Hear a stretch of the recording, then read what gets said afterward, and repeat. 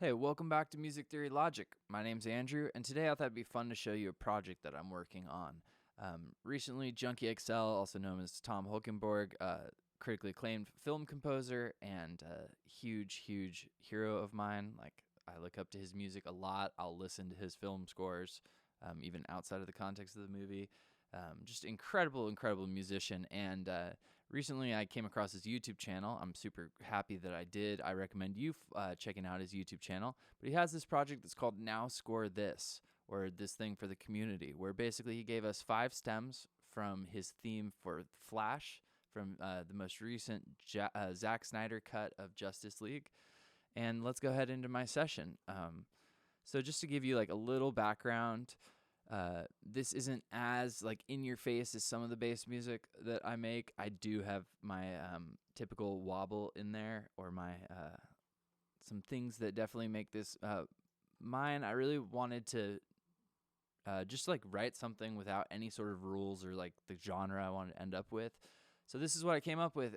It's pretty through composed, so it's building throughout. I hope you like it. I'm going to explain what I did after this, but here we go. If my Logic session will play.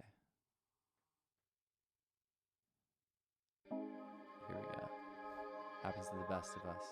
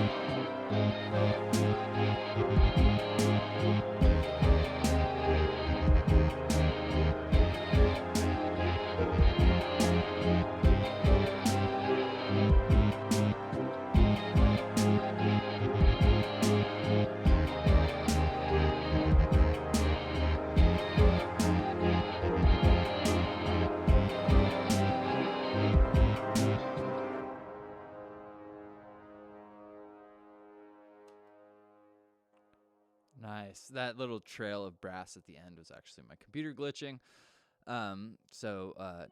No worries. I'm going to link to this release below. I think we're supposed to put it on SoundCloud, so it'll be up there. Go and have a listen. We won't have any of those problems because it'll be a bounced and mastered file. But we're in the session so that I can show you the actual stuff of what I did. So hopefully you like that. Excuse me. Again, my goal was to sort of make the energy build throughout the track, which is hopefully what you thought happened. So let's go through what I used from the actual stems that Junkie XL gave us. I used Guitar 2, that really cool ambient texture. I then used, I think that second Guitar 2 is actually Guitar 1. Guitar 1 and Guitar 3. And I basically just shortened the guitar. So I got rid of the last quarter note each time that happened, just to sort of make it my own. All right, the next most important guitar sound that I basically use, so Guitar 1.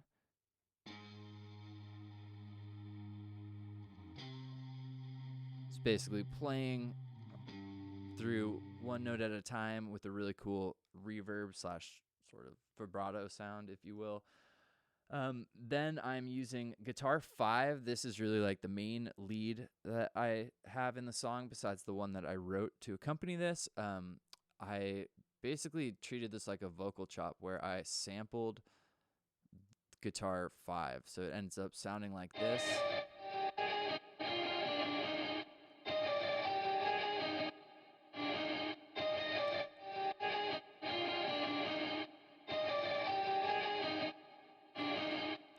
Nice. And for those of you that use Logic Pro, all of these are fades right here, the gray looking thing. And fades are super important when you're chopping audio because if you don't have those fades, you're going to hear like the pop sound. And I am typically, I'd like to think I'm really good at doing that in the moment. But for whatever reasons, I was really vibing out with this and I had to trace those pops down. Super not pro of me at the end. But yeah, so basically my creative process was I got the stems, I listened to each of them on their own. I attempted to not listen to the original score so that I wouldn't be impacted by that as much. From the guitar layers, I basically figured out what key it was in. It felt to be in the key of A flat major to me. So that basically is what's happening. So the notes that I then wrote, I first wrote the secondary like lead channel to go along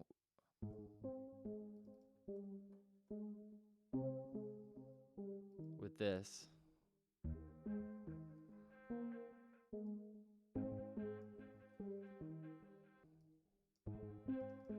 All right, so that's like my basic theme that I wrote.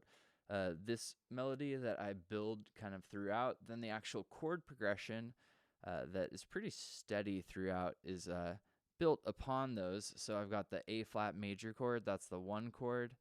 The next note in the bass was a C, that's like the 3rd note. This looks to be an E major chord, E flat major. Right, no. See, sometimes you just want to, all the time you really want to write with your ear. And if you need to understand it for a video like this, you should probably do your homework like I did not. So I have the notes E flat, A flat, C, E flat, and A flat.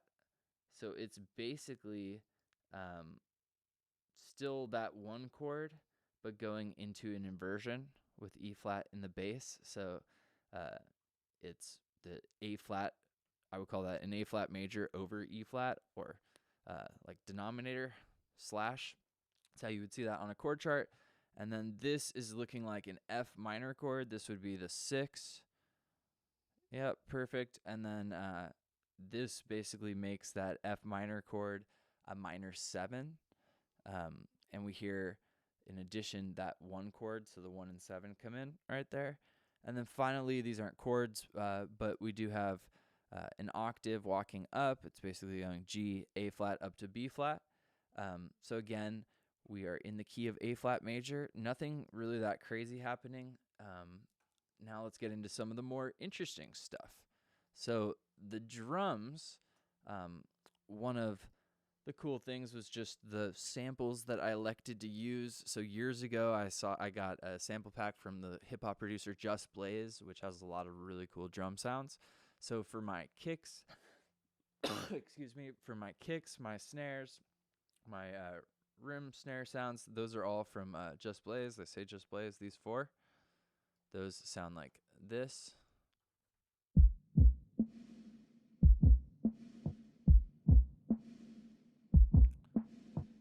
Now you're hearing a lot of processing that I did. So there's filtering on the main channel here, low pass filter, so everything is cut off above 1200 hertz. Then you're hearing a ton of reverb from our snare channel. Awesome. Then you're hearing what he calls like kick two bell, that cool attacking sound. All right, then the other interesting cymbals or stuff that we have going on is some foley or some stuff that I recorded. So if Junkie XL, if Tom, Mr. Hulkenberg, legend, I would be super insecure to know that you're watching this video, but if you are, hopefully I did your music justice, trying to be creative like you said. So I was in Mammoth Lakes about 5 months ago. I've been working remote this whole crazy year, and so my wife and I went up to Mammoth just to get away and continued to work from up there. And I had a little Zoom H4n Pro with me, a handheld recorder, and I basically made a ton of samples from recording the kitchen and everything around the fireplace and whatnot.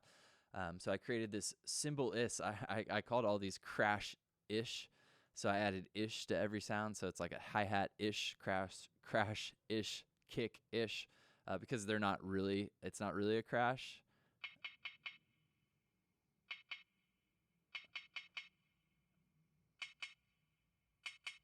So you can hear that that's some sort of like metallic thing. Then this is the real Foley thing. I was scraping a wood bowl with a wooden spoon, and then I chopped that up to create this together.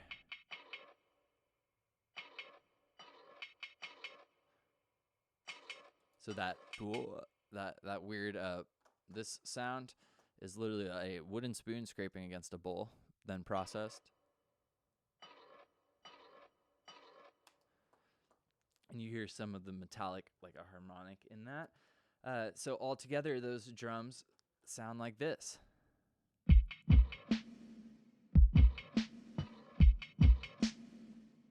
Now, basically, filtering wise, I have the filter opening with the drums throughout like the first two sections, so we don't hear full drums until right about here.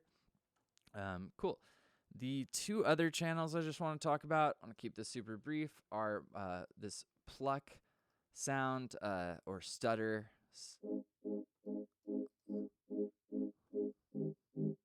So I love making these kind of rhythmic slash chordal sounds. I call them flutters. A lot of people call them flutters.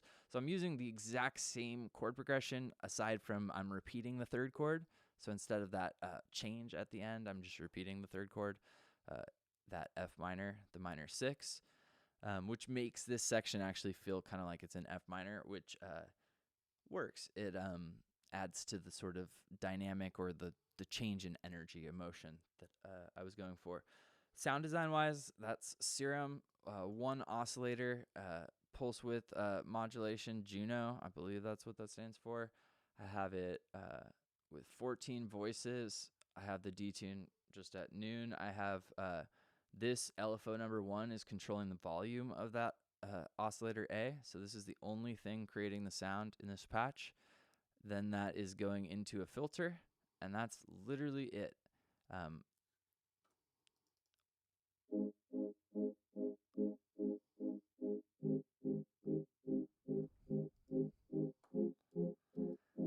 Now for fun, let's add some more interest to this patch. So I want to make this have some sort of development. I'm going to go to the effects parameter. Let's loop just this section.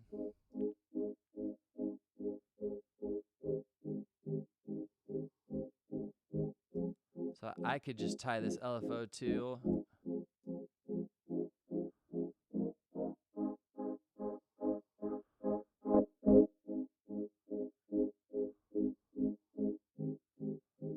I wouldn't want that mix too loud. Let's go to our reverb.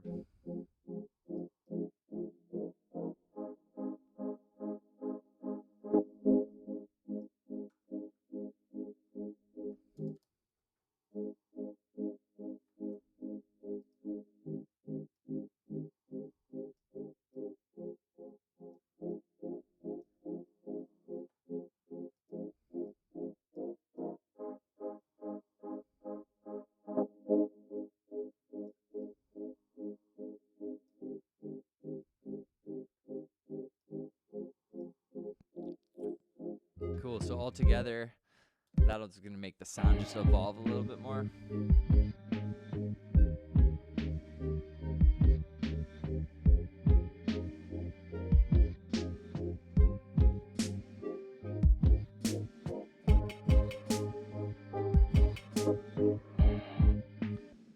Apologies for that. You were just that is the automation kind of tripping out since I had the line right at the beginning. In case you were wondering. So then my last thing was that wobble. I zoomed into it. I'm doing a lot in the effects parameter with Slate FGX and basically EQing it to only give me what I want. I'm using 3 oscillators on my wobble. I'm using analog BD sine, bass drum sine wave. That's a really good one for just a core, like a fundamental sound. I'm using another sine wave at no reduction in octave or increase, so just the main octave. My analog BD sine's down an octave, and then I'm using cymatics Demon, and I'm using that down an octave as well. Then I'm using this LFO1 to control all of the parameters that you see here. So all of these are moving. That's what creates that stutter of the bass instrument.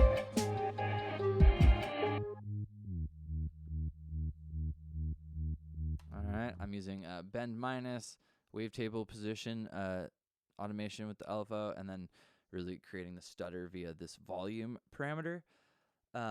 So the other piece of information with that is I wanted it to, again, be this through compose, like develop throughout. So I'm using just EQ automation.